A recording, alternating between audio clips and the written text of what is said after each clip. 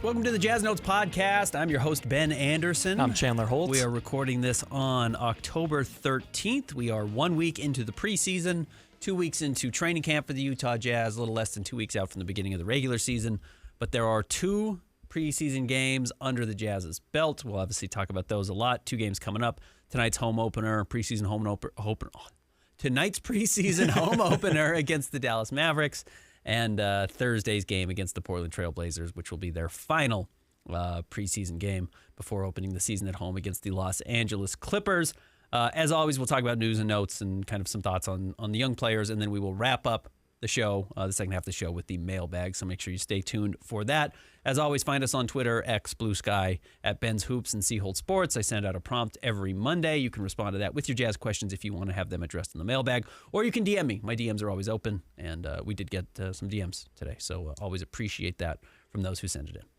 Tonight's game against the Mavericks completes the Texas gauntlet for the Jazz. Started in Houston and then in San Antonio. That first Houston game, 140-127, a loss, and then a second loss to San Antonio, 134-130. That was an overtime game.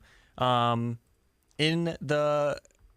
just get straight to it. The leading scorer in the first game, Ace, 25 points, Bryce, 24, and then flip-flop them for the next game. Bryce had 26, Ace had 20, Walt Clayton also 20 in that game against the Spurs. What have you seen? What are your biggest takeaways from preseason so far? One of the things I wrote about when the preseason schedule got announced was that, wow, the NBA is betting on Ace Bailey because they are giving him Kevin Durant, Victor Wembanyama, and then you're going to get to see Cooper Flagg tonight, and then Portland not so much. But, still, you get 3 of the kind of biggest names right now in the NBA. 3 big storylines, and it did end up actually being Kevin Durant's debut. He didn't play in their first preseason game, so he got to debut. Victor was absurd. He's as long as he's healthy, he's going to be just a handful to stop. And the Jazz are particularly ill-equipped to stop him right now with the design of the team. And then we'll see what Cooper looks like tonight. And he had a good first game. He didn't have like an awesome first. I think it's 2 games now. This is their third as well. So. But, man, Ace has paid it off. Ace has been more than I think anyone could have expected, and I think that's the same thing for the Jazz. Ace is blowing everybody away. Nationally, in Utah, on the coaching staff. And this is kind of interesting because, we can go back to 2 weeks, if you were to go back and listen to our show right after training camp or right after media day. And I kind of got the impression that, like, oh, man, Will is really trying hard to suppress his excitement about Ace Bailey. Yeah. And Ace is, Will is usually pretty good about that. Will Hardy, the coach of the Jazz, we're usually pretty good about not putting the cart in front of the horse and building up too much excitement for players, even though Walker Kessler was good early. Yeah. And Lowry was good. And they were pretty hyped on Lowry. But, Walker was good early and Keontae was good early. And Will was always good about being like, well, they're not this or be careful because we haven't seen this yet. And he didn't quite do that with Ace in a way that I had grown familiar with, even Cody last year. And then, a weekend, it was like, oh, is he going to start? We had covered the East High School thing, or I was going to the scrimmage that day. There's kind of some thought of what's Ace going to play? How's he looked the first few days in practice? And it kind of seemed, I don't know, mixed, but that's not how anyone responded. That's kind of what I had heard people say. And, I mean, yesterday, he does this post-game, and he's just like, or no, it was at practice, and I was there just with post-game. I was at practice yesterday, and Will Hardy was saying, we all have to restrain ourselves because we want to know exactly how much he can do. Yeah. Not we've tempering expectations. It was, we've got to be careful not getting our excitement up because he just keeps showing us more and more and more, and how do we maintain that for ourselves, not for Ace himself? How do we do that for ourselves? So, long-winded way of just saying I think Ace has exceeded all expectations. And it's not just the stats, because some guys put up stats that don't really matter a whole lot. It's how he's doing it. And we'll break that down more. Yes. In the first game, 11 for 16 from the floor. Second game, 8 for 13. So he's been efficient both games. It's not like he's out there shot chucking because it's the preseason. He's been getting his looks in the flow of the offense.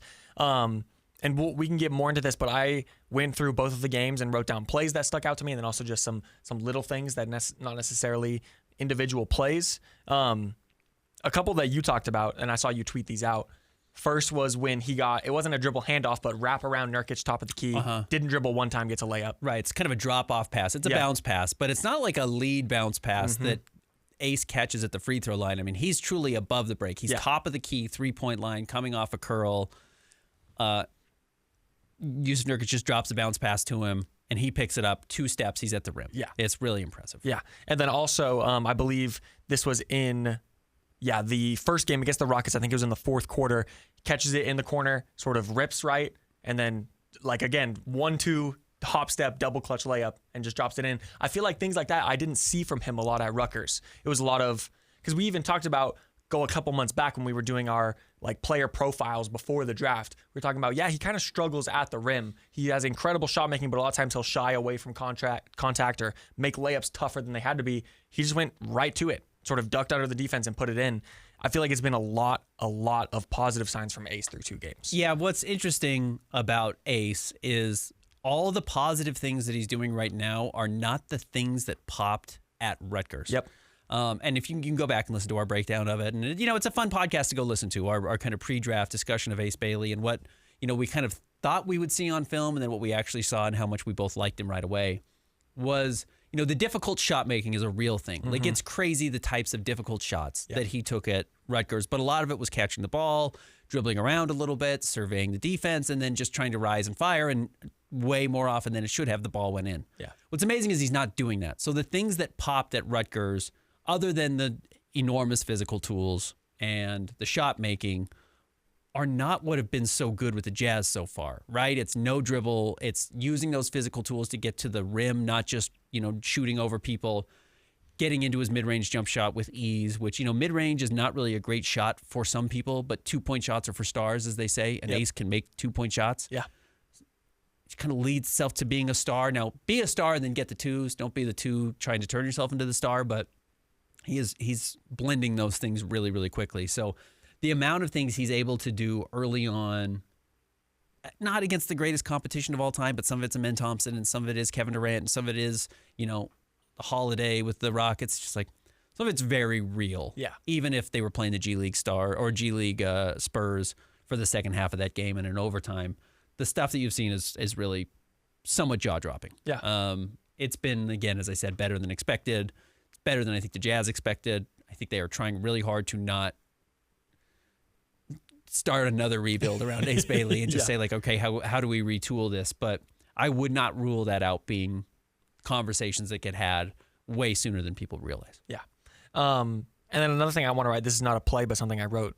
I feel like there was great, specifically defensive positioning, but also activity from both of the rookies, Ace and Walt. I feel like a lot of times they were switching well. They were in the right places off the ball a lot of times. I think in the first game against Houston, let me double check before I say this incorrectly. Yeah, Ace had 2 steals. I just feel like you had talked about what you wanted to see from Ace this year is don't let the controller turn off.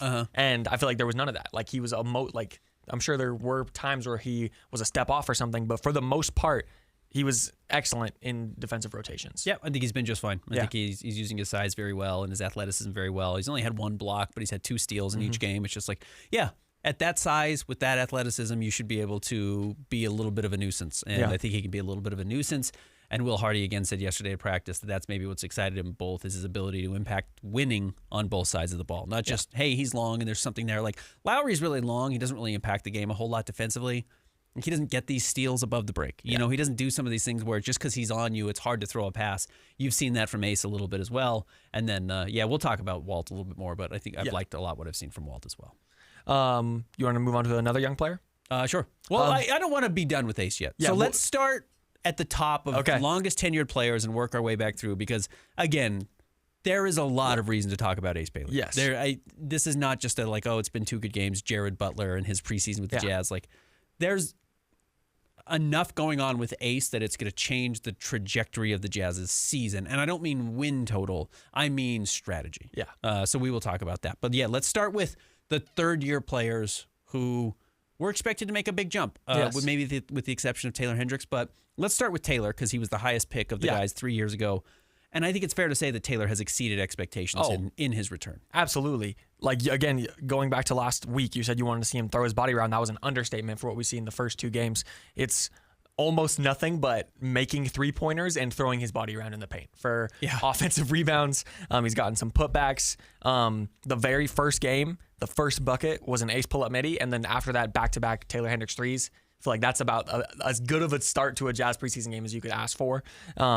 But yeah, he's just been absolutely awesome. He's making most of his shots. And like I said, there was times I think he switched on to like Wemby and some of the bigger guys. I even wrote against the Spurs, he had the pump fake in the corner, and then he goes in and just throws his body into the defense and makes it like awesome start from Taylor. I went back and watched some of his college stuff again because I had tweeted it out, and it's just like, man, this guy was a center in college. Like, he kind of played with another big guy at Central Florida, but he was like a roaming five. Yeah, he played on the perimeter, but he was also in the dunker spot a lot. Like, he was a low post guy who had some ability to step out and shoot threes. He's just a pure perimeter player now. It's crazy. Yeah. Like, every play begins with him on the perimeter, and maybe they will adapt a little bit as he continues to get stronger and more comfortable. Because there's actually, like, it's pretty complex to play in the dunker spot and when to roll and how to rebound and crash, et cetera. I think there's a little bit more there than just, hey, rise up and catch lobs. But playing on the perimeter, man, he's comfortable. He's even shown a little bit of ability to, like, attack closeouts. Like, the three-point shot's great. He didn't hit any against San Antonio. And even then, it's like, okay, so I'll dribble twice and get to 12 feet and raise up over you, and, like, I'm uncomfortable with that shot. Like, centers don't know how to do that for the most part. Like, Yusuf Nurkic knows how to do it. Jokic knows how to do it. Like, some of these European guys know how to do it. Not a lot of college bigs know how to do that. So to develop that, just kind of the 1-2 dribble, balance, get your shot up, it's really impressive. Yeah. And there was even like a great two-man play with he and Ace Bailey where Ace drives the baseline. And, you know, one of the things they teach you in basketball is, like, you know, fill the vacated space. And Taylor just runs back to where Ace was vacated and catches the ball and gets an easy layup. It's just like a great two-man game. It's like, oh, those two guys walked off the floor. I think they got subbed out. Maybe it was against San Antonio. Maybe it was against Houston. And it's just these two enormous people, like 6'8", and you see one of how much bigger Taylor is than Ace, but like what Ace is going to look like also with 2 years of weight training. Yeah. And you're just like, oh, that's the Jazz. Like, that's the future of this basketball team coming off the floor together. And I think Taylor really has a chance to be a part of that. Through 2 games, 15 points a game, 45% from the floor, 33% from three. I think that three-point shot will go up. He might be about a 45% field goal shooter. Even though he's bigger, I think he may have to learn like where to get his easy shots. Yeah. But another great sign, 5.5 free throw attempts a game. So he's getting to the line, which is a sign that he's not afraid to throw his body around. And then 2 assists. He had 3 against Houston, and like good passes, like really good passes. I've always kind of liked his passing going back to his time at Central Florida. So aced the test, no pun intended with Ace Bailey. But I mean, like, Taylor's early start, I think, is way further ahead than where the Jazz started. Oh, yeah. And Will said yesterday, did I think that we were going to be playing Taylor Hendricks, whatever it was, 32 minutes in his second preseason game? We did not, but he's showing he's capable of doing it. Yeah. So good for him. If you take a person who knows basketball but has been under a rock for 2 years, I don't think in a million years they guess that Taylor Hendricks is coming off of snapping his leg in half. A brutal injury. Yeah. Agreed. Okay. Next up, do you want to do Keontae? Yeah, let's do Keontae because he's been really interesting. Yeah. He was the talk of the offseason. He had a really good first game. It was like 16 points, 9 assists, no turnovers. It was really quiet, but quiet was good for Keontae. Sometimes noisy Keontae is bad Keontae. And then I thought against San Antonio, he had a good first quarter. The offense really struggled as soon as he came off the floor and Walt Clayton went in. And then that changed after about the second quarter. And I thought Keontae kind of reverted to old Keontae habits, which was like, well, I haven't shot in a while, so I should probably get a shot up, and some like weird overthrown passes where he just throws it to the fourth row. And I guess the jury is out. You know, numbers-wise, he looks fine. 14 points a game, 50% from the floor, 40% from three, 8.5 assists, 1.5 turnovers. Look, if he averages that, he should be the starting point guard. Yeah. Like, the problem was he had one good first game and then I thought a pretty bad second game. Yes. And if he's going to be the bad second game guy, or if that's going to be every other game, he can't be the starting point guard. True. I will say, even since the rough ending to year one for him and the weird part of year two, I have always been high on Keontae, and I think he has the tools, and I think he has the ability to sort of step up and be the first game guy, if we want to use that phrase. And I think the maturity that we have sort of highlighted in Media Day and in the summer will shine through, and I think he can be the first game guy this year. I will say that. I wrote for game one that it was the calmest that I've ever seen Keontae. Mm-hmm. Not that he's been particularly rushed before, but I think he was particularly calm in that game one. Like, actually running the offense. Like you said in game two, it was like, oh, I haven't shot in a while, I should shoot. There was none of that in game one, which I thought was awesome. And he still showed some of the good things. Like, he hits the big clutch three against San Antonio. Like, he has a little bit of that. He has some ability and willingness to pull up in a very difficult shot where it seemed like everyone was looking for them to go to Ace because Ace had been the Jazz's best scorer, or Bryce was, but I don't think Bryce was on the court, if I remember. Maybe he was, but But Keontae, like, they kind of split, and one defender goes over to Ace, and one defender, I don't know if it's, probably is Bryce because Taylor wasn't on the floor. Yeah. And Keontae says, okay, you gave me some space. I can hit the shot. And he dribbled into it and he hit it. Like, that's a big-time shot, actually. That's a shot that matters. But before that, yeah, he finished the game 4 of 11 from 3, which is 36% from the floor, or from the floor, excuse me, 4 of 11 from the floor, 36%. He was 2 of 5 from 3. He did have 9 rebounds and 8 assists, but it was the 3 turnovers again. He's just got to figure out who he is. He's just really got to dial in, like, what can I never do? And what do I know I can do every single night? He's got to erase some of the noise in year 3 now. Like, he's played the most minutes of all these young guys. He's got to start to figure it out. Before that pull-up 3 to tie late in regulation, it was a fast break with him and Walt, and he sort of gives him like a right-handed like slap bounce pass, and Walt throws it down. I think last year Keontae is shooting that. I think agree. Like it's like a pull-up midi, or he forces a floater or something like that. But he finds Walt, and Walt throws it down, and then I think it tied the game at 122 or something like that. And maybe even more so isn't throwing it to another guard. Yeah, exactly. You know what I mean? Like, not only is Keontae not passing it to anybody on the fast break, he's specifically not passing it to the other guard who's sharing the backcourt or fighting for his spot. Yeah. So I think you're right. There's been some signs of maturity still. We'll see what he looks like tonight against the Dallas Mavericks. All right, let's go to Bryce Sensabaugh, who has been spectacular. Yeah. I hate to just say that all these guys are playing perfectly well. Taylor has really exceeded expectations. It's 2 games. 2 games don't necessarily matter, but Bryce Sensabaugh is leading the NBA in scoring right now through 2 games at 25 points a night. He's a truly he's an offensive dynamo. Like, his offensive game is pretty awesome. I don't know if he's touched the rim one time this preseason. Well, he did throw down a facial against Houston. It's like, oh, Bryce is throwing down poster dunks in the half court now. Like, he looks thinner. Yeah. But yeah, he's been awesome. But yeah, the only time he's touched the rim is with his actual hand on a dunk. Because the ball, when it goes in, it is so pure. Yeah. And also, I think I tweeted this out. It was early in the Rockets game. He goes for a mid-range spin jumper. I think he goes left, spins back right, and he misses it.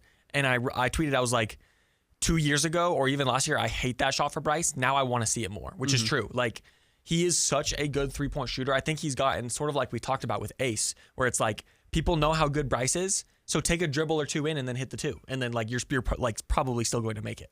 Like, he is so good offensively that I think he has elevated past the point to where it's strictly threes. Like you said, he threw down the dunk. I think it was in the Spurs game. He sort of he didn't shoot well against the Spurs from the 3-point line, and he still went to the free throw line, I think 12 times. 12 times, yeah. That's crazy. And in that game, he had like sort of a powered layup, like he's Oscar Tshiebwe, and then like puts it in over Luke Cornett. Like, he's absolutely awesome. You've seen everything offensively you've wanted to see from Bryce so far. 25 points a game. He's only taking 14 field goal attempts because he's getting to the free throw line so much. He's shooting 54% from the floor, 44% from 3, 6 free throws a night, which means he did not shoot any against Houston, but he did shoot 12 against San Antonio. But that's a good sign. Again, when the three's not falling, you got to have a counter. Yep. Some 3-point shooters, when they don't have anything else, they can't be played. Bryce showed that doesn't have to be the case necessarily. Shooting 100% from the free throw line. He's made all of his free throws. His other stats are not spectacular. 1.5 rebounds, 1 assist. He is an offensive juggernaut and may not offer a whole lot elsewhere. But he is playing better team defense. Like, he's not, again, the controller's not being unplugged. He's big enough and he moves his feet well enough that I think he can at least not be, a total sieve. And one of the things that Kyle Korver does not get enough credit for, other than he was a bizarrely good passer, was that he was a good team defender. Now, he didn't have great physical tools, even though he was 6'6", but he was usually in the right spot. And if you're just in the right spot every time, you eliminate some passing lanes, or you can close out, which makes a shot a little bit harder. And you're talking about, 4 percentage points on a shot a night, but that can make a difference if your whole thing is I'm going to go out there and I'm just going to kind of win on the fringes, and he can do that. I think Bryce can do that. So I don't expect him to average 25 points a game. The real question for the Jazz, though, is how much do you give Bryce until it's too much? Because he can clearly carry an offense. Yeah. He did it in the Summer League. He did it at Ohio State. He's done it now in the first 2 games of the preseason. At some point, you have to know, what's the sweet spot? Because at too much, it's probably too much. But he's not showing you what those percentages are, so it's going to have to almost be a feel thing of, when are we better off being more dynamic than just saying, hey, Bryce, you actually just touching the ball here is probably our best solution. And what's interesting is, Lowry can play that way, not dribbling, but Lowry shooting is a good option every single time because he's such a dynamite shooter. And now Ace is starting to look like that a little bit as well. It's like, hey, every Ace touch is a positive touch. Yeah. And Bryce is too. It's like, okay, well, now you have 3 guys who like are really good, and we haven't factored in that Taylor's played well. And we haven't factored in that Kyle Filipowski's going to make his debut tonight. Like, all of a sudden you start to see all the pieces make some sense. Yes. Like the puzzle is fitting together a little bit, and there's reason to believe that the Jazz shouldn't have the worst offense in the NBA this year. In fact, could have a pretty exciting offense, even if it's not great. And, the credit really does belong a lot to Jusuf Nurkic, who's so bad defensively, but man, he's awesome offensively. Yeah. Like, one of my favorite things, side note, is like, how many Jusuf Nurkic games have I watched in my life? Like 40? In all honesty, like I've seen him play the Jazz forever. He's been in the league for a decade. I've watched Portland in the playoffs, the random times he's played. You don't like dig in on players that hard if you're not covering that team. You just kind of like see he does some good things, he does some terrible things. It is fun to watch veterans. Like, you start to figure out their games really and all the nuances and intricacies. Jusuf Nurkic is so fun to watch offensively. Like, honestly, might be the most fun player to watch. Like, don't get me wrong, Ace is incredibly fun to watch right now. But like, Jusuf knows all the tricks. He knows angles perfectly. He can make every pass. He knows how to score. Like, he's really, really a fun player to watch. He may become a fan favorite. Yeah. Even though you don't expect him to be here terribly long unless he decides he wants to stay in the NBA and likes his fit here and the Jazz feel they can use him. But offensively, he's really a kind of a pleasure to watch. Oh, yeah, absolutely. Something I will say, last year, 10.9 points a game for Bryce. Like you said, it depends how long of a leash the Jazz end up giving him. But I don't think there's anything stopping him from even being like a 17, 18 point per game guy. Yeah, the only thing that's stopping him is like Walker Kessler, Lauri Markkanen, and Ace Bailey also being on the team. Like, you just get to disperse shots. But like, if you wanted to give Bryce more and more and more, he can handle it. He's one of the few guys who can really handle it. How do you stop him from becoming Cam Thomas, which are just fully empty calories? Because the problem with Cam Thomas, and I'll pull it up, I bet you he's only like a 34% three-point shooter. And Bryce might be 44. Yeah. Like, there's such a huge gap there and like how valuable that is. Cam Thomas, if you don't know, first round pick from plays for the Brooklyn Nets, went to LSU, and like his whole thing was like, I can score like nobody's business. Yeah. And he can. He averaged 24 points a game last year. But yeah, he shot 35% from the 3-point line, which is like not bad, but he had to take the qualifying offer this summer because even the Nets are like, we don't trust you enough to be a good player. That, yeah, you scored on a terrible team, but doesn't mean anything. That's the whole process with Bryce right now, is like, what do these points actually mean? True. And how do they help you win? But there is an enormous difference between 43% from the floor and 35% from three, and Bryce shooting 50% from the floor and 44 or 45% from three. Yeah. Because if you do that, you are a legitimately awesome scorer, and you're going to get paid, and you belong in the NBA, and you might be the guy of this third-year group, even as good as Taylor is, that becomes a bit of a priority. Yeah, absolutely. Okay, who's up next? Let's go to the second-year players. Okay. And we've only seen one of them. Cody. We have not seen either Kyle Filipowski, who will make his debut tonight. We have not seen Isaiah Collier. Not great that those guys have been out. And hamstrings are bad for really fast guys, so that's hard for Isaiah. But Cody has been really bad in the first game, like totally non-existent, and then was actually pretty good against San Antonio. Yeah. It is worth noting, and we get a mailbag question about this, so I won't touch on it too much. He did play in the second half. He played his best basketball in the second half. That did not include Victor Wembanyama. Yes. So some of it might be a little bit fool's gold, but even then, like, I still think I don't think the hustle stats are updated right now in preseason. He still gets a ton of deflections. Like, there's still some stuff there. There's still some tools there. And not to set a bar too low for Cody, but like, truthfully, somebody has to be the 8th best player on the team. Yeah. And like, maybe that's who he is. Like, he's not vying for a starting spot. No. I think right now he's vying to prove that he should be in the rotation at all on opening night. Yeah. And he might not be. I don't know what the Jazz's rotation is going to be. Oh, by the way, you know what we should do before we go to break is we should kind of reform what we think the starting five might be. Okay. Because I think that's worth talking about. Yeah. Because we talked about it so much in the offseason. Injuries have changed that. So we will see there, and obviously some things we've learned. But Cody's been fine. Again, he's the youngest player in the draft last year, if I remember correctly. Now he's coming back into year 2. He does definitely look bigger. I think he's able to kind of keep straight lines better. I think he's able to body up people defensively. Bad first game, much better second game. We'll see. He's got to knock down shots. He still misses shots weirdly badly when they miss. He's kind of fun in transition. He can get some steals and get out and going.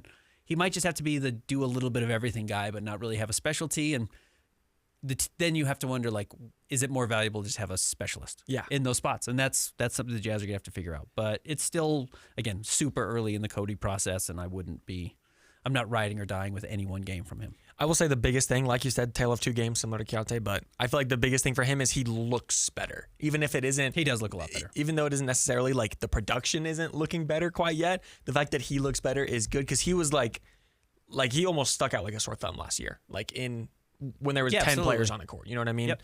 So, yeah, I feel like you said, he had 12 points in the second game against San Antonio, 4 rebounds, 2 assists, a steal. Had a couple of just cutting layups. One of them from Jusuf Nurkic gave him the lowest bounce pass I've ever seen, and it just put it in. Yep. So yeah, I feel like that is about it for Cody. No, Cody's bar this year is honestly 8 points, 2 rebounds, 2 assists in 16 minutes 8 points in 16 minutes is actually kind of a lot. Yeah. 18 minutes off the bench. Yeah. Can you do 7.5 points, 2 rebounds, 2 assists, and shoot 45%, 35%? It's a relatively low bar, but that would be a real growth from last year, which was a very rough rookie season, which again, I kind of blame the Jazz for. I don't blame Cody for. The Jazz put him out there to lose games, and he did it. Yeah. And you were rewarded with Ace Bailey, and it was worth it. Yeah. But that stinks for Cody. It was worth it for the Jazz. Yeah. So it's kind of the balance there. All right, we'll go to the rookies. I want to end with Ace, so let's start with Walt. Okay. Because Walt had a very bad first game. Yes.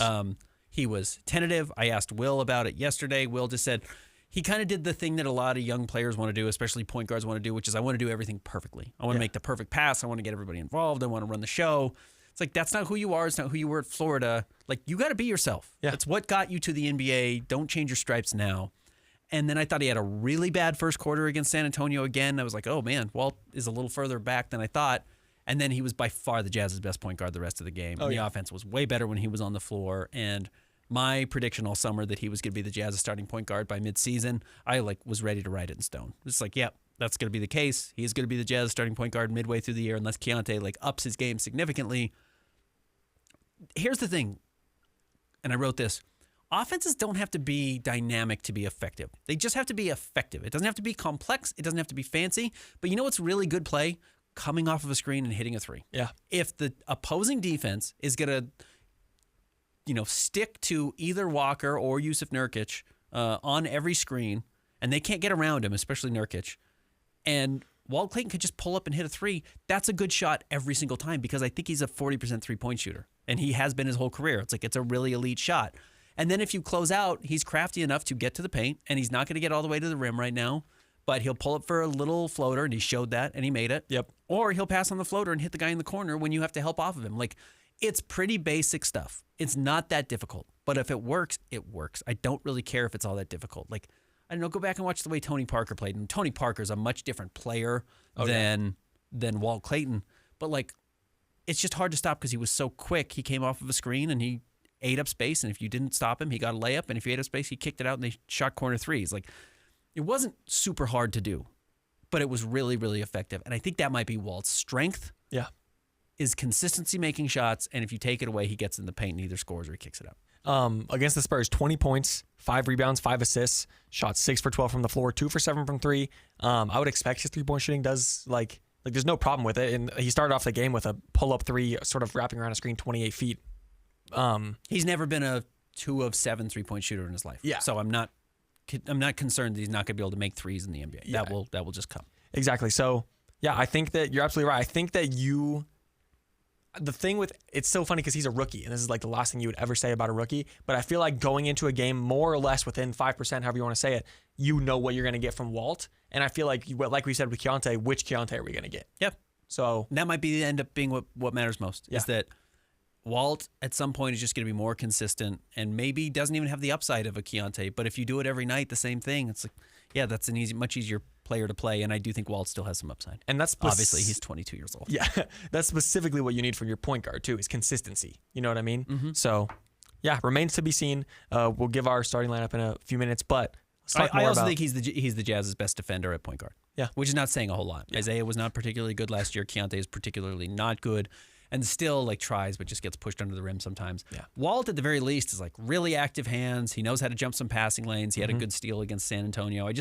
I think he has some of that awareness that even Keontae George does not have at this point. And look, if you want to play defense, everyone's got to play. True. And if Walt's playing and hitting shots and is able to dish the ball fine, I think everything's going to look a lot better.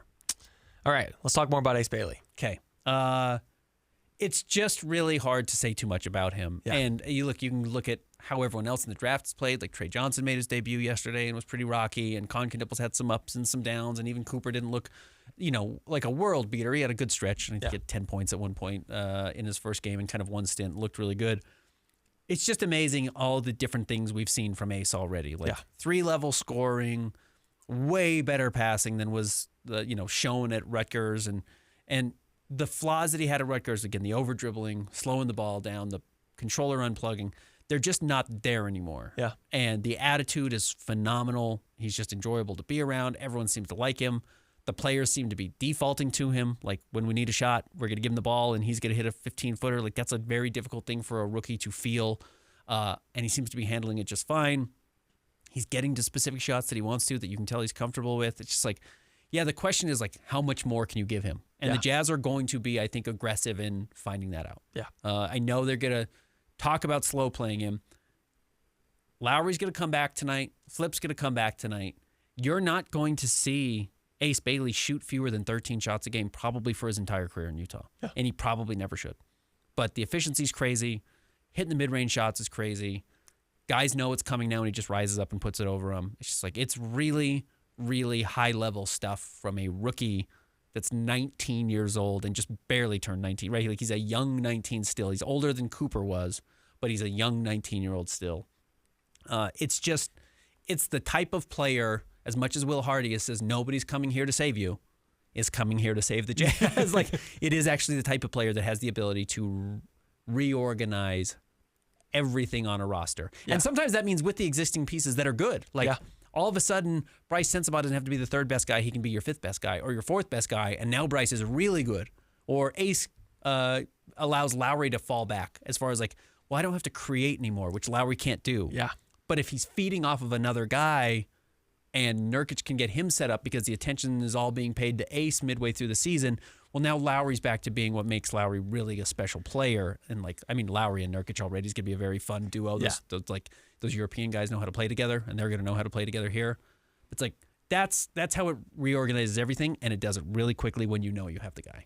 Something that I thought was interesting is I feel like I haven't seen nearly as many like contested shot attempts from Ace, and I don't know if that's a product of like more responsibility in the Rutgers offense, or maybe he has just like elevated his own game a lot to be like, okay, that's a bad shot. Let me try to be more within the offense. But like even some of these mid-range jumpers, like he had the early pull up in game one, the first make for the Jazz, and then against the Spurs, he had it was a spin jumper, but it was also like a hop jumper. I think it was in the third quarter, and he just like the defender was there, but it was just not even a contest. Like he just got up so high and he created enough space that it was just wide open. And he knocked it down.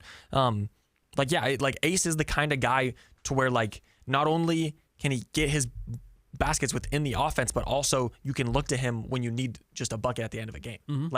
It's been very impressive so far. I know he missed the potential game winner against the Spurs at the end of regulation. Then he hit a very tough shot in overtime. Yeah, he's hit the corner threes, which is like his three he hit on the little, I think it was a pass from Taylor Hendricks where he just kind of stuck in the corner. It was a total grenade. He's falling out of bounds. He just drains it, and it's just like, okay, that's the tough shot making. That was the skill, maybe like the one real skill at Rutgers was like, man, this guy makes some crazy shots that I've never seen anyone else really attempt, especially at that level. Mm-hmm. But it's all the other things that work so well. Yeah. It's all the other kind of normal things that are not easy, but are within, a half-court offense. If you go back and you look at the second preseason game against Memphis where he was really good, all of Ace's points came off of like transition or getting an offensive rebound and scoring. And it was like, okay, that's good. That's cool. It's hard to replicate that every night. Yeah. You can hustle every night, but it's like, if you're just like, I get offensive putbacks, it's like that's what Walker Kessler does. And Walker's going to be better at it than Ace is ever going to be. It's a hard way to like design an offense around a guy whose whole thing is I get offensive rebounds. Yeah. If you can design it around, hey, he just comes off of curls and then he's unguardable because he's so much bigger than everybody and rises and gets to a shot and gets there really quickly, then you start to mix in some of those other things. And then it's the hustle plays that really start to add up. And that's where the star player comes out, is on top of, you can run all this offense for him. You can design an offense around him and his ability to get shots. And he's only going to get stronger, which means he's going to get to the rim much easier. He's going to become a better ball handler, which he has not had to do a whole lot of, but even then shows like, I have a couple of 1-2 dribble moves that I can spin into a shot, or I can walk into that mid-range jumper that are valuable. some of those he's going to recognize, hey, man, instead of dribbling into that 19-footer, which he's hit every time seemingly, just pull it from three. And as I get more comfortable shooting that shot, that's going to get even better. But, yeah, it's just really hard to overstate, like, how much he's already shown. Yes. It's not narrow. He's got one skill and he goes to it over and over. It's like it's so many different things so quickly on top of grabbing 7 rebounds. I was about to say. He continues to do that at a very high level. It's not just like, and this is not a shot at Bryce by any means. He's been awesome, but it's like it's been more than just offense for Ace Bailey. Like 6.5 rebounds a game, 2.5 of those are offensive, and like almost like 64% from the field, I think, through 2 games, and exactly 40%. He's been 2 for 5 in both of the games. Like you said, 2 steals a game. Like I said, great defensive positioning. Like he really has been all over the floor, and like, again, like he is going to put on weight. There have been some things, like it's not been all completely positives. Like there hasn't been like controller turned off moments, but he has gotten beat off the dribble a few times. He has. He's not gotten to the free throw line a whole lot. Yes, exactly. But like, I would say it's like 80% good signs for Ace Bailey through 2 games. At least. At least. Yeah, 80 might be really low. Yeah. And again, any Jazz fan excitement, I will tell you, is exceeded by the sense I'm getting from the people within the Jazz of like, they got one. They got a guy. Yeah. Like, and again, not to put the cart before the horse, but it's like there's a huge difference between, wow, how good is Donovan Mitchell? He's 6'1", versus, wow, how good is Ace Bailey? He's the same size as Jason Tatum. Yeah. You know what I mean? Like how the ceiling is totally different with those types of players. And I'm not trying to say that too early, but the Jazz are, I think, pretty thrilled about what happened, and the fact that he fell to them at 5 is going to be maybe one of those things that we look down the line, just like, how did that happen? Shout out Omar Cooper. Yeah, shout out Omar Cooper for doing the Jazz a huge solid and letting that go. Tonight, Ace Bailey, Cooper Flag going head-to-head. People are going to be tuned in. Oh, yeah. Ace has a chance to really start to garner a lot of attention. People are going to be paying attention to Ace Bailey. The word is out. Yes. And I can see it. I can see it in my Twitter followers. I can see it in the interactions I'm getting on my social media posts. Like, it's not Jazz fans saying like, "Oh man, no one's talking about this kid." Like, it's everybody. It's Philly fans who are like, "Hey, VJ's better, I think." It's like it's Charlotte fans like, "I can't believe we took concrete ball over Ace Bailey." Like, it's people saying like, "I was a Rutgers fan. I told you this dude had it." Like a bunch of people who are wanting to plant their flag and celebrate. So we are seeing a lot of people start to pay attention to Ace Bailey, and I think rightfully so. He's exceeded expectations on all counts. All right. Do you want to do our starting lineup and then? Yeah, let's change our starting lineup really quickly. And I am going to say change it because my prediction had been Keontae, Ace Bailey, which I am going to plant my flag there and be like, I've been calling him at the 2 the whole time, and he looks good enough to play the 2. Yeah. Lowry at the 3, Taylor at or I said Kyle Filipowski at the 4, and I said Walker at the 5. I still think Walker's going to be the 5, though. I've kind of heard that like the shoulder injury was like he got whacked pretty good. Yeah. Like whatever happened, like he actually got hit pretty good on the shoulder, and it's not like they're not scared about it long term, but they're going to be really cautious with him, and that's rightfully so. He's going into a contract year. Yeah. Like you don't want him to be playing hurt or re-injure it, and then he's frustrated. Like I think there's actually some delicate things you got to do there, but I still think Walker's going to be the 5 by opening night. I kind of think if Taylor's playing this well and is this ready to play, he just plays over Kyle. Yeah. Because he does do some things defensively that are way better than Kyle Filipowski can do. And we'll see. Maybe Kyle comes out tonight and Thursday against Portland and is back to scoring, 30 points and 15 rebounds, which he did against the Trailblazers in a regular season game last year. And maybe his ability to move the ball really helps. But I kind of think you're going to move him to the bench, and I think Taylor's probably going to start. Yeah. And I think Taylor probably deserves to start alongside Lowry. And then you have a really huge starting lineup with Ace at the 2, Lowry at the 3, Taylor at the 4, and Walker at the 5. And the nice thing with Taylor is he's shown enough that I don't think he's strictly a 4. I think he can actually play a little bit more 3 as well, which allows Lowry to play the 4 where he's better as well. Do you still think game 1 will be Keontae at the 1? Yes. Yes. Yeah, I don't think that's going to stop. I think that's still asking a lot of Walt to go that way. And look, again, experience really matters. You're still talking about Taylor Hendricks, who's played 42 career regular season games in his life. And Ace has played 0 regular season games. So I think giving Walt that much attention early on, like there is something to just be said that like the West every single night is so hard. Oh yeah. Like every single night, like the opening game is James Harden. And it's like, and he's the 8th best point guard in the West right now. Like maybe he's a little bit better than that, and he's still a great player, but like, yeah, every night is really, truly brutal, and maybe you don't want to bury Walt with that early on. Keontae's at least been through the gauntlet several times. He's faced all of these guys multiple times in his career. He knows what that's like. Walt's probably not quite ready to do that. And I will say, like, don't ask me about fit or lineups or how it's going to end up working together, but having Bryce, Walt, and Flip off the bench, that's a lot of offense. That's a lot of... Yes, it is. And Nurkic. Yeah, and Nurkic. Who's maybe the best offensive hub on the Jazz right now. Like, he is... I don't think we can overstate like how good he has been offensively, getting everybody everything they want, which is every cutter he finds them, every screen, you're stuck to him, so everyone's getting wide open. Like, watch tonight. If you're a Jazz fan watching tonight, watch everybody who gets the ball gravitate towards Yusuf because he makes life easier. Because he's so big, you just kind of it's like being in a fight and you have one friend who's with you who's like way bigger than everybody else in the fight. It's like, get behind him. Well, that's what the defense is. The defense is a fight against the offense, and he's just bigger than everybody, so everyone goes behind him to create space one way or another. Yeah, like we talked about with the ace play where he just dumped it off to him. Like, I feel like I don't even know how many possessions, dozens, where it's just Yusuf at the top of the key or top of the three, and they're just like wrapping around him or cutting over off of him over. Yeah, exactly. And he's good enough to do it. Yeah. He's so bad defensively. Yeah. So as much as the hype is, and again, we'll get to the mailbag, as much hype as there is, and we're talking about like how much better the young players are playing, like the Jazz defense is so bad, they're going to be one of the 5 worst teams in the NBA again this year, guaranteed, because they can't get stops. And Walker will help. He can't do it all by himself. And you've got some young pieces in Taylor and I think Walt and, of course, Ace that are going to become better defensively. But, like, this is going to be a terrible defensive team again. Yeah. And you're talking about this second unit. Like, what do we think the second unit looks like? Nurkic at the 5. I think Flip now probably at the 4. Yep. I think Bryce is the 2. I mean, George Niang's going to play when he's healthy. Yeah. So he's the 3 or the 4. And then, Walt, it's like, that's a horrible defensive team. And you're not doing platoons substitution. So, like, it's not going to be all those guys on the floor. So you'll make sure you have, either Taylor or Walker on the floor probably at all times to have a little bit of a rim protector. But even Taylor was just giving up back cuts over and over and over to Amen Thompson. Like, this is going to be a really bad defensive team. And the Jazz are going to win some games like 143 to 138, which is fun. Those games are fun. But the Jazz are not going to win 35 games all of a sudden because they can score a lot because the defense is going to give up that many. Yeah. And that's going back to last week. I said Cody Williams' ticket to making the lineup is defense. And that's exactly it. Like if his defense is good enough to outshine how good George Niang can shoot, then you play. You're the 8th man, like you just said. So I feel like that is his ticket, but there's not a lot of defense on the bench. And then even in the offense, like Keontae isn't a good defender. Lowry is like an average defender probably. And then Taylor remains to be seen. Like, well, they're just young. They're not good defensive players. Exactly.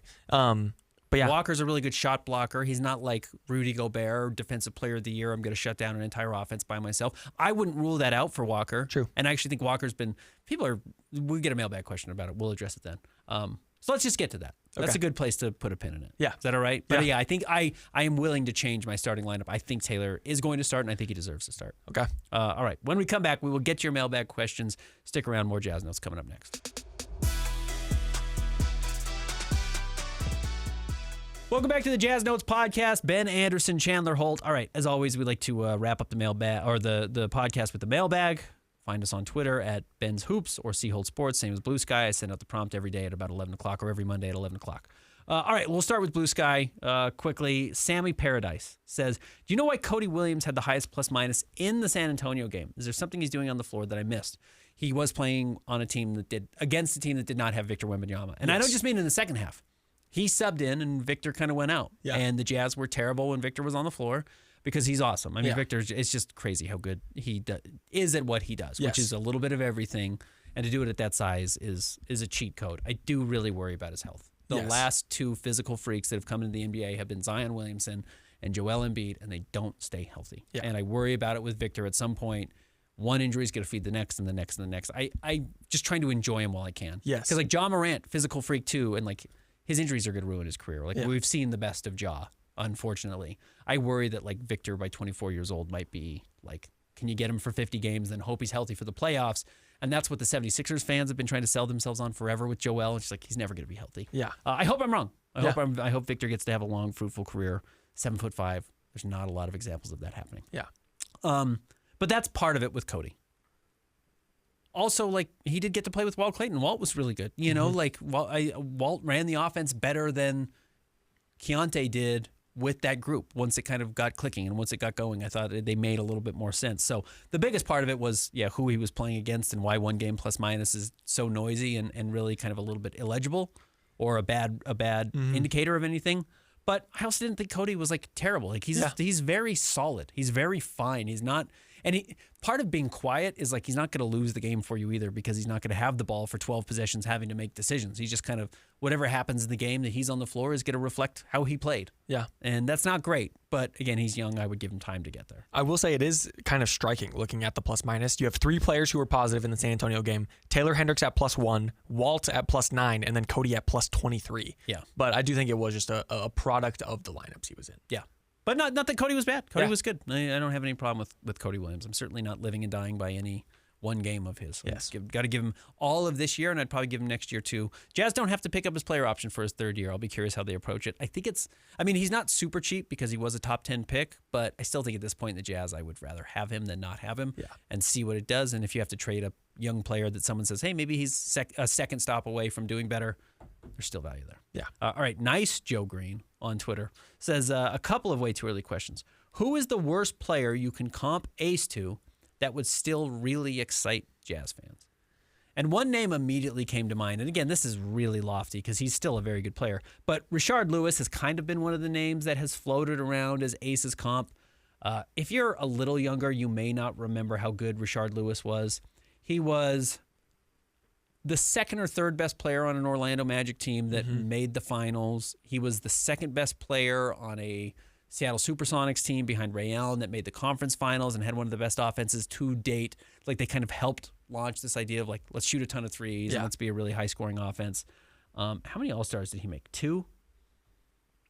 At his best, he was like 20 points a game, 22 points a game, 6 rebounds, a couple of assists. Like there's a 22.6 rebound, 2 assist outcome for Ace Bailey, where he's an all-star. Yeah. He's like a really good player, but is never the best player on a team, but is still very helpful.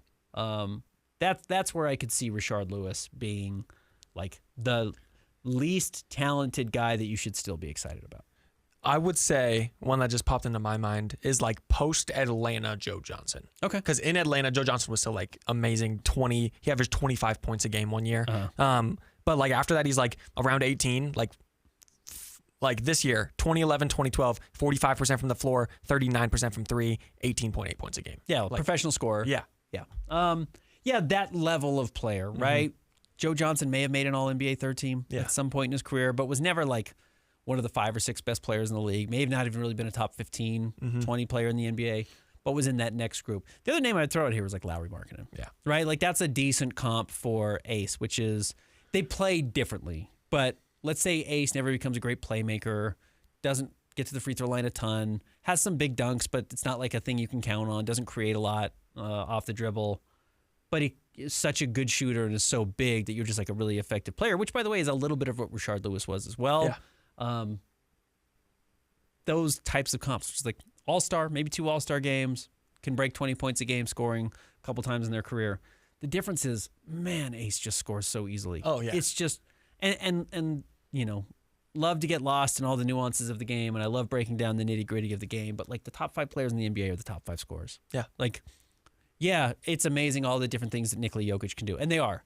He can also give you 50. Yeah. And he's just an offensive hub and a juggernaut. And yeah, the passing's awesome. And still the reason his passing is awesome is because you have to decide, are you going to let him score 35 points or are you going to try and take that away by throwing bodies at him and then the assists just rack up. And he's a great passer on top of it.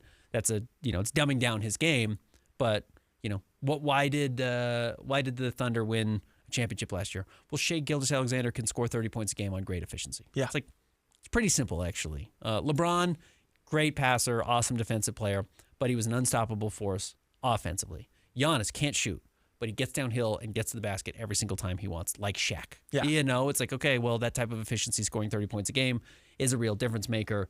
The ease with which scoring comes to Ace Bailey is pretty jaw-dropping. Yeah. So that would probably be my answer there. In a way that it doesn't for Lowry and it doesn't for Rashard Lewis. Like, even in just 2 games, I know that's really early, like, the variety in ways in which he can score is pretty shocking. Second question from Nice Joe Green. Who do you think the front office is most excited to add to this young core next season?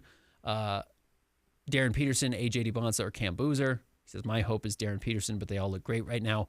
Again, I'm not watching these guys. I've watched a little bit of like U19 stuff to like check in on AJ DeBonsa just because he's got to be a storyline that I've got to be aware of.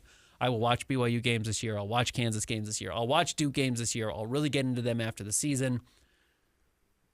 Man, you get any one of them, you're just probably thrilled. And honestly, that's how the Jazz are feeling. Yes. Oh, if you get a top 3 pick next year with what you have right now, like that's where maybe even next summer you start spending money. Yeah. Like, okay, you got AJ or Darren or Cam, and you have Ace, and let's say Ace continues this run that he's on right now, we'll just start paying players right now. Like start investing in the roster to build up and go from there. And you don't need to worry about more draft picks or more lottery picks at that point. I will say just like, again, I haven't watched much of these, same as you. Like AJ, by far the most I've seen of any of them.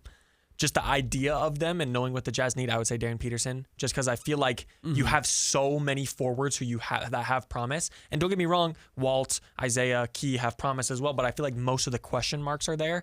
So if you bring in a player who's worthy of the number 1 pick as a guard, then I think that, you know what I mean? You can kind of play both backcourt positions and is shooting the ball better, as is AJ. I mean, here's the thing, draft size too. It's like, don't overthink it. If the bigger guy's there, like, there's a real chance, we'll see. Again, we're early, but like there's a real chance that people are like, I can't believe Dylan Harper went over Ace Bailey and they were on the same team. It's like, well, Dylan Harper's little. He's still got great size, 6'5", 6'6". I thought he looked really good in the San Antonio game. But like Ace is 6'8". There's a difference there. I will tell you, everyone is sleeping on Cam Boozer, and Cam Boozer is going to be the best player of this group next year. Yeah. And Cam probably averages 20 and 10 at Duke next year, and Duke is competing for a national championship. And while I think BYU is going to be good and Kansas is good, I'm probably not ready to put them in that conversation. Yeah. And I think Duke is going to compete for a title with Cam as not the best player at Duke, but the best player in college basketball. Yeah. And there is a difference there. So I won't be surprised if Cam, just don't sleep on Cam Boozer. Yes. Like he's been the best player every game he's ever been in probably his entire life. That includes playing against AJ DeBonsa. That includes playing against Darren Peterson at points that they met. Cam Boozer's the best player on the floor every single time he stepped up. Like don't expect that to stop yet. Yeah. For a lot of guys, it doesn't. All right, well, I got one DM question, and it does kind of not feed into this, but it does talk about big men a little bit, going off our size, and it comes from Eddie Brochinski on DMs. He says, is there any legitimacy to a Reeves for Kessler trade discussion, or is that just an online rumor? To me, even without draft compensation as rumored, the trade would be a no-brainer. Reeves would immediately be a top 2 player on this roster and add scoring and creating. Kessler plays the most replaceable position in the league, and from a value perspective, I would rather pay a Reeves type next offseason over a Kessler type. Then he goes on to list like where you can draft centers to replace Walker Kessler and why there's value there. Yeah. So I don't disagree that center is the easiest position to replace. Yeah. I do believe the rumors about Reeves for Walker trade talks because they're not trading Luka and they're not trading LeBron and they don't have anyone else to trade. Yeah. So it has to be Reeves. Yeah. And Rui Hachimura. So I think that probably just sensically, just doing the math and looking at the rosters, has to be where the conversation starts. And then how much are the Jazz willing to ask and trying to take them for and get more draft picks? I'm sure the Jazz would absolutely love that. And Austin Reeves is a way better player right now than Walker Kessler. Like, Austin Reeves is really good. He's a borderline all-star last year. And Walker is not. And I'm really curious why this is the case. I get this weird, maybe I'm off, and you tell me if I'm off. It just seems like people are weirdly down on Walker right now, and I don't really know why. Yeah. Like, the Jazz had the 30th best defense last year, and you look at like, well, it must be a Walker problem. I think it's an everybody else except for Walker problem. Like, yeah, Walker can be better, but you put Rudy Gobert with the worst perimeter defenders in the NBA, and they're not going to look spectacular. And even Rudy tried to do it and manufactured some great defensive ratings for the Jazz during the regular season. But when you got to the playoffs, it got exposed immediately, and everyone's like, well, Rudy's a bum.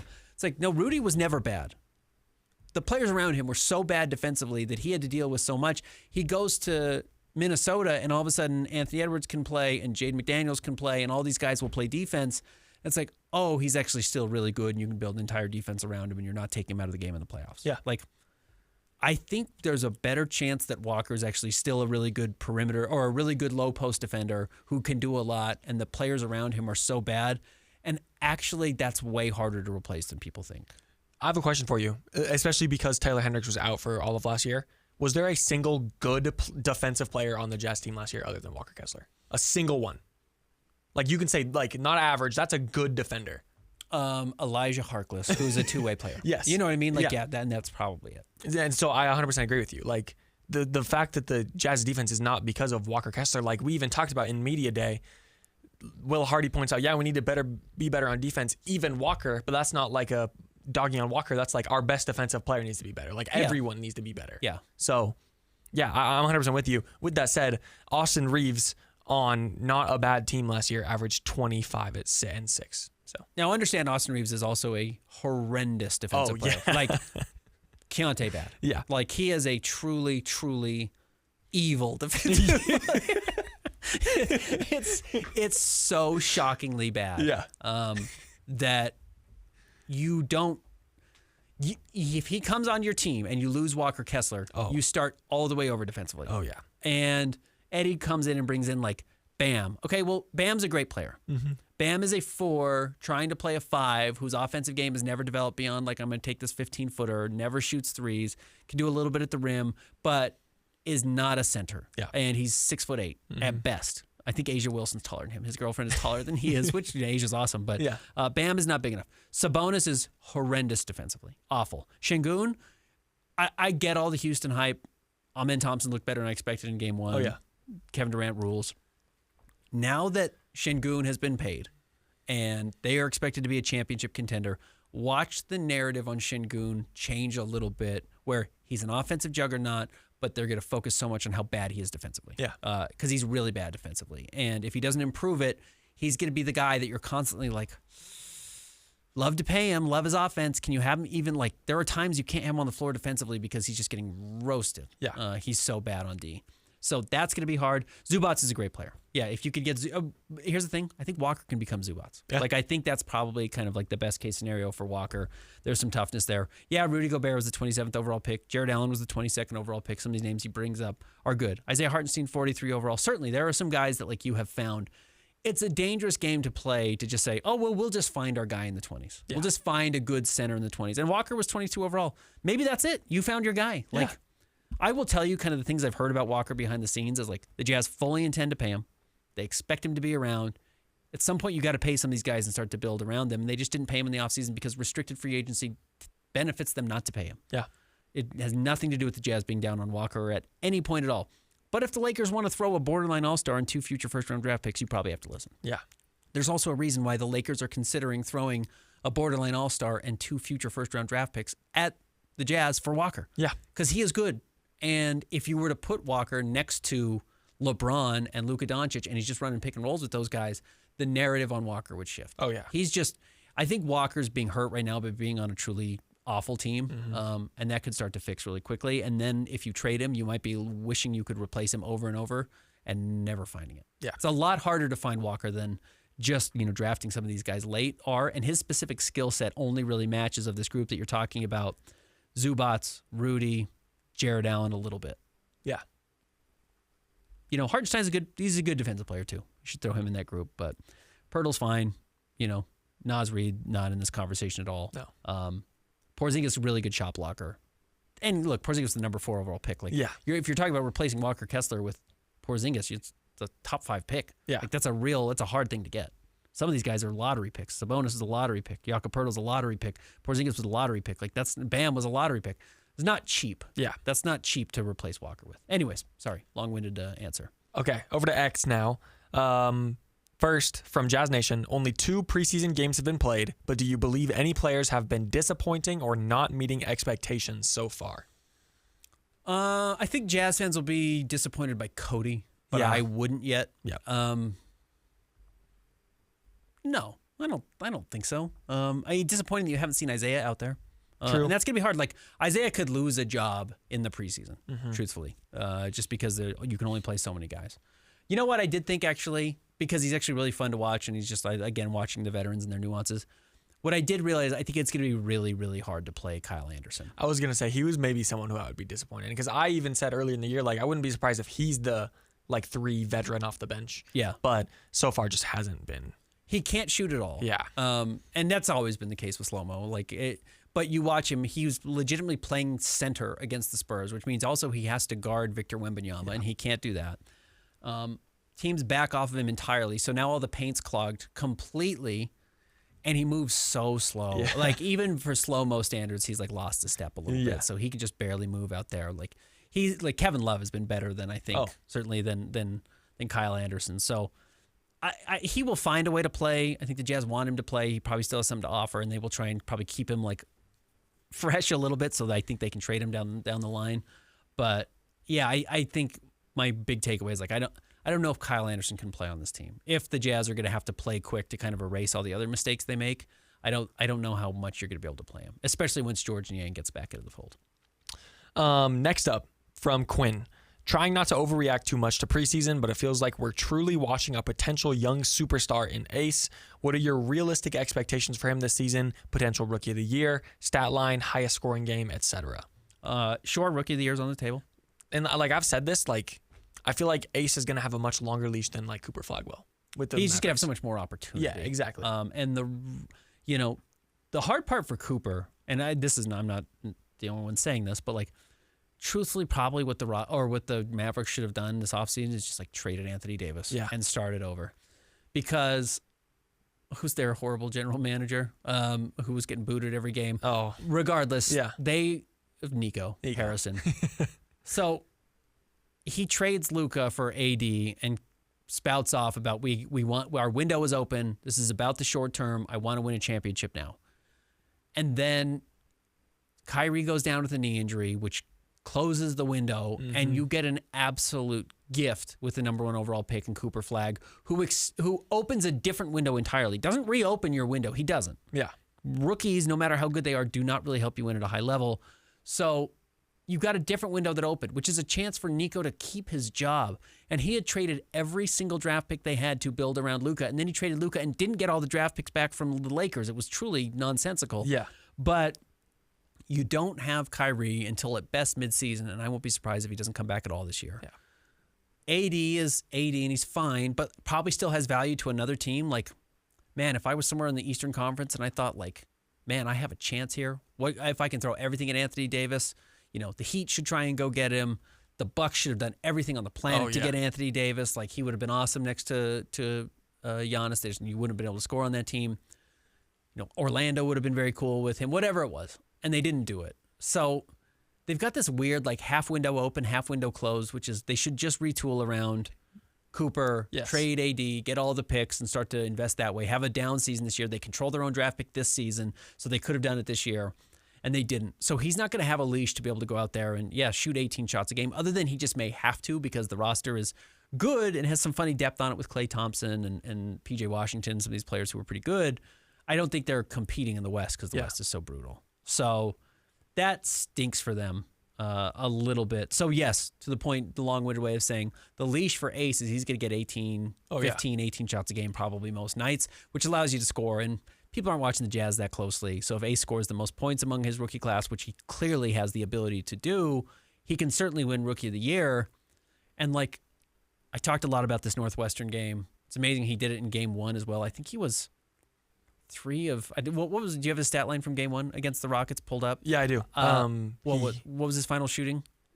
It's 11 for 16 from the floor. So I think he was 3 of 7 at one point, and then made 9 of 10 to close the game. It's the Northwestern game I talked about where he missed his first 2 shots and then hit 11 straight or 13 straight, and each shot seemed more difficult than the last. Like, he has a chance to do that. So there's a game this year where he might go 17 to 23. Like, he really has that type of ability to get absurdly hot. And if you score, 17 baskets regardless is 34 points, right? And if there's threes or free throws mixed in there, like, I could see a 38-point game from Ace, something like that. 38 was the number I had as well because I don't know about 40 quite yet. 40's hard. Yeah, but he could. Like, he absolutely could. I do think for Rookie of the Year, like, I do think he will be top 2, top 3. Like, if not win it. Yeah, if he can stay healthy, absolutely. And remember, again, like, I think Keontae had 2 30-point games as a rookie. Kyle Filipowski had a 30-point game last year, and like Keontae or Kyle is not like juggernaut scorer, but he can put up 30 in a game. He's a good offensive player, and I think scoring again is going to come even easier to Ace. So yeah, last year in an overtime game, so you got some extra minutes, but Kyle Filipowski put up 30, 18, 5, 3, and 2 against the Portland Trailblazers. Like, we should not forget how good Kyle was last season. But he shot 13 of 17. Yeah. You know, he made all of his twos. He missed 3 of his 5 threes. He only got 4 trips to the free throw line. Like, there's definitely some pathways when on nights when Lowry's not playing that Ace is going to get a ton of scoring opportunities and is going to rack up points. In fact, my prediction is he'll have more than 2 30-point games. Okay. That'll be my prediction. Maybe not. I don't know what his overall high score is, but 30 is not going to be like, I can't believe he scored 30. Yeah. It'll happen a couple of times, or if not more. What about a stat line? If you had to predict Ace's stat line for year 1. Conservatively, I think he scores 15 points a game. Yeah, I was going to say because again, I think he's going to take 13 shots every night. Yes. So 15, 6, and 1.5. Yeah. And maybe 1.5 steals. Yeah, I was right in there with you. I was going to say 16. I think he does pass 5 rebounds, and then other one probably around 1, 2 each.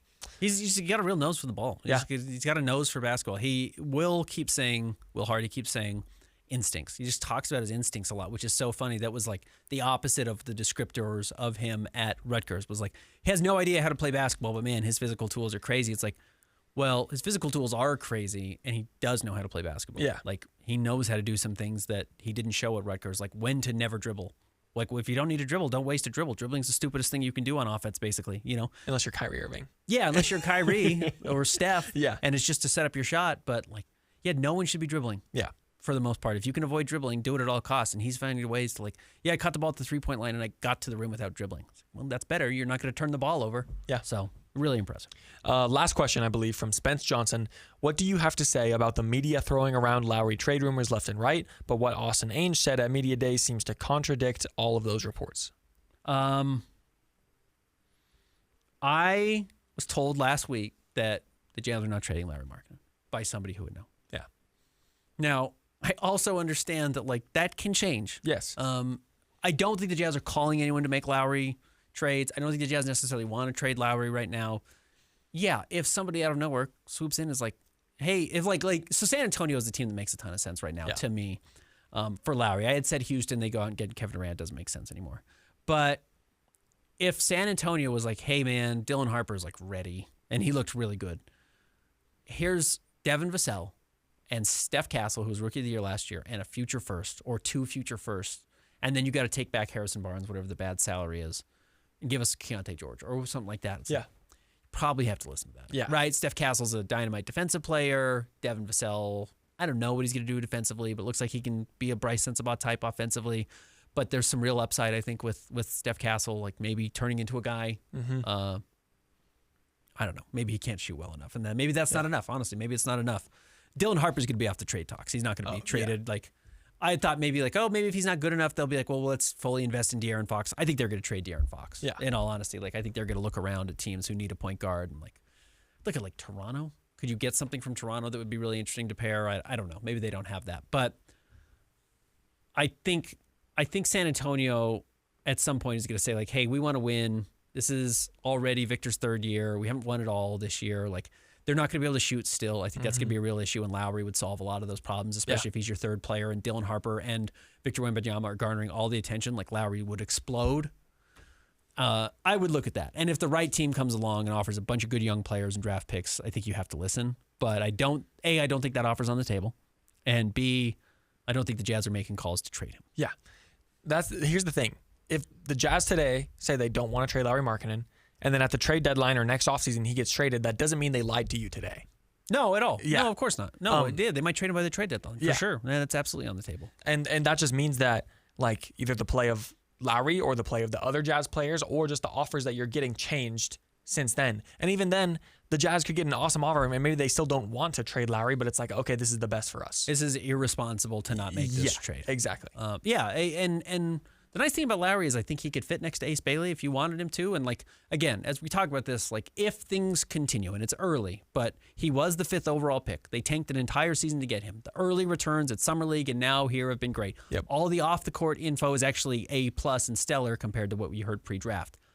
If we pull this thread far enough out and it's still going in the right direction, the Jazz will start to figure out how to retool around Ace. Yes. And what does that mean? And is it with Lowry? Is it moving Lowry to get better pieces around him? All those questions will be asked. Yeah. Certainly.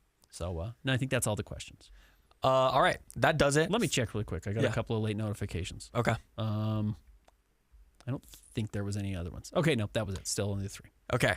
That'll do it for today. We will be back next Monday after the Jazz host Dallas tonight on Monday and then host Portland on Thursday. When we come back, we'll give a full recap of the whole postseason and then also give of the preseason, sorry, and then also give our pre-regular season Jazz awards, sort of predicting Jazz awards for the regular season. Who do you think is going to be Rookie of the Year for the Jazz? Hey man, Walt's John good Tonji. too. Walt's good too. Well, I would not count out how true. Walt's potential to be a difference maker on the team. Yeah. I think he's going to be a little bit overshadowed, and understandably, but I think Walt's a good player. Yeah. All right, we'll be back with you again next week. Find us on Twitter at Ben's Hoops, see Holt Sports, read us at KSLSports.com.